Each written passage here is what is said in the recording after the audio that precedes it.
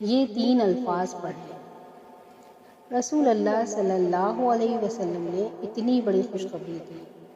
جو شخص مومن مردوں اور عورتوں کی بخشش کی دعا کرتا ہے اور یہ 3 الفاظ کہتا ہے: اللہم اغفر للمؤمنین والمؤمنات، اس کو پڑھنے میں 3 سے 5 سیکنڈ لگتے ہیں، اور نیکیاں اتنی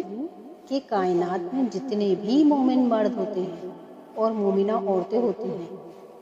آدم علیہ السلام سے لے کر آج تک کتنے مومن مرد اور عورتیں آئی ہیں دنیا میں، اتنی تعداد میں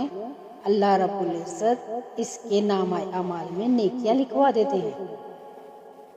ایک انسان جب دوسرے کے لیے دعا کرتا ہے، اللہ کی طرف سے